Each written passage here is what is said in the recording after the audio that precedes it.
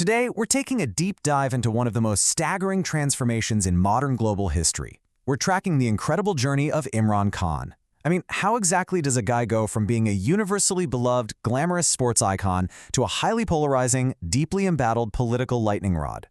To really grasp the sheer chaos unfolding in Pakistan today, you have to understand this specific transition. We're going to look closely at the history, the timeline, and the very real human impact to see exactly how we got here.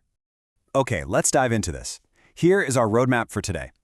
We'll start with his early life in cricket glory, move through his years in the political wilderness, examine his ultimate rise to power, look at his polarizing premiership, his ouster and the aftermath, and finally, wrap up with Pakistan's ongoing crisis as of mid-2023.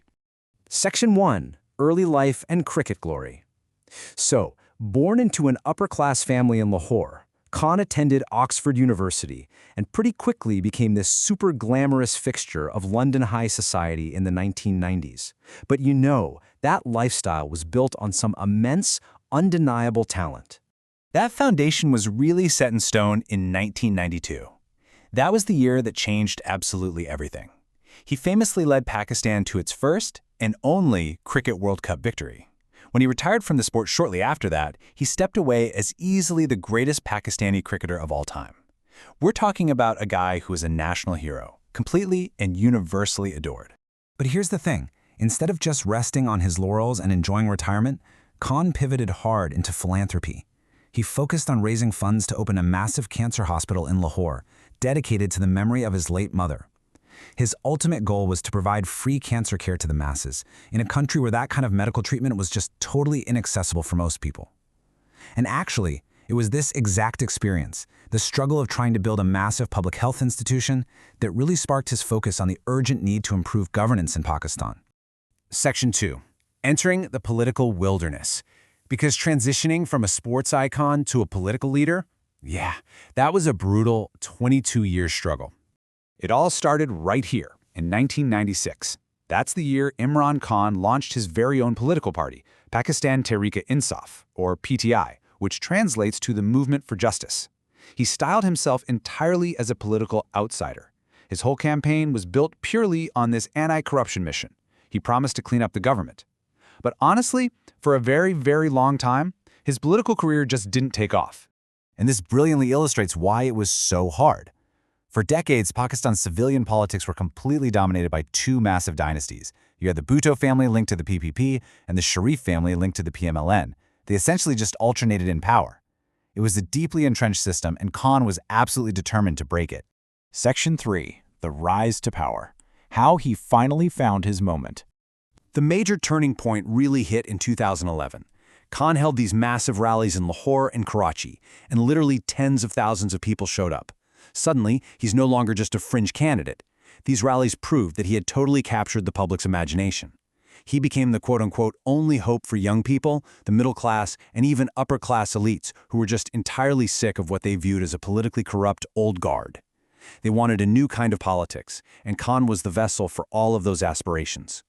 But to fully understand his ultimate victory, we need to neutrally look at another foundational layer of Pakistan's political landscape, the military establishment.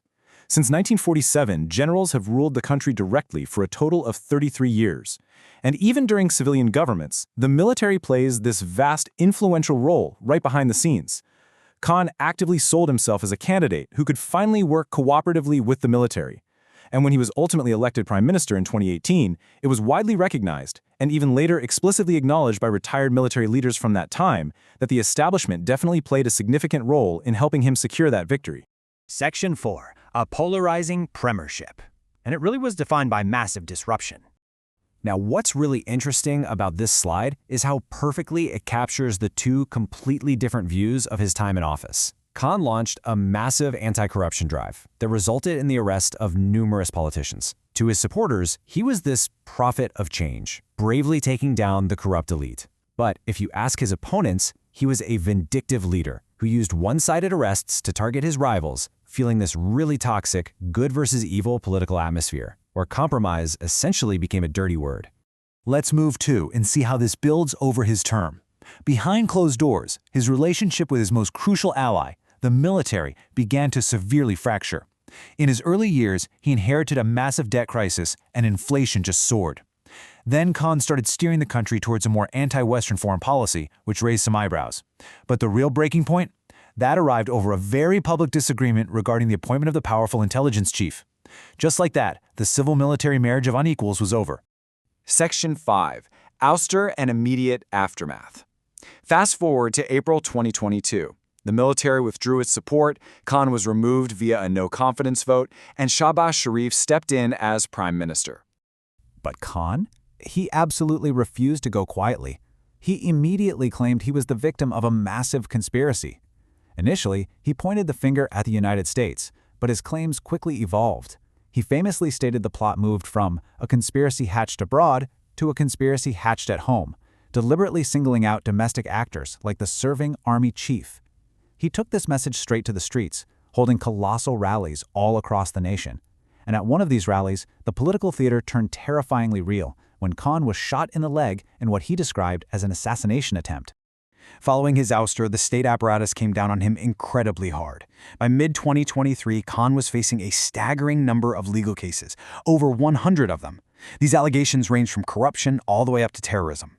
Khan and his party vehemently argue that this absolute mountain of litigation is simply a calculated tactic to disqualify him, throw him in jail, and permanently exclude him from any upcoming elections. All of this tension finally exploded in May 2023. Khan was briefly arrested in connection with one of these cases, and the reaction was immediate and violent. Widespread protests erupted all over the country. In response, the government initiated a massive, unprecedented state crackdown, detaining thousands of PTI supporters and senior leaders. It was a brutal escalation. But remarkably, being targeted so aggressively actually cemented his status as the ultimate political victim. It just exponentially boosted his popularity among the public. Section 6. Pakistan's ongoing crisis. Stepping away from the political drama for a moment. I want you to take a moment and just consider this question. While the politicians and the military establishment are engaging in this brutal existential fight for power, who is actually suffering the consequences? The answer, of course, is the people of Pakistan. This is the real tragedy here. While the political sphere is in total chaos, the country is facing a full-blown, devastating economic emergency. Up to mid-2023, Pakistan was suffering from a severe foreign currency shortage, literally teetering on the edge of defaulting on its debts. On top of that, millions were still dealing with the catastrophic aftermath of the previous year's floods, which, let's remember, left a third of the entire country underwater. Because of these compounding crises, an estimated 4 million people were pushed below the poverty line in just a matter of months. And right now, no segment of the political or military elite seems to have a viable answer for these incredibly urgent, life-threatening problems. So the crucial point is this. Despite the overwhelming state crackdown, despite being ousted from power, and despite the total economic ruin surrounding the nation, Imran Khan's populist appeal remains completely unbroken. By all accounts, as of mid-2023, he was still unequivocally Pakistan's most popular politician. His ability to channel the deep disillusionment of the public makes him an undeniable force. Which leaves us with this final, pressing thought. We've seen the rise, the fall, and the rebellion of Imran Khan. But in a country violently torn between entrenched dynastic politics, heavy-handed military influence, and a highly polarizing populist rebellion, can anyone actually save the people of Pakistan? It's a tragic, gripping situation with a ridiculously steep human cost. Thank you so much for joining me for this explainer. I hope this helped clarify the incredibly complex forces shaping Pakistan today. Keep questioning, keep learning, and I'll see you next time.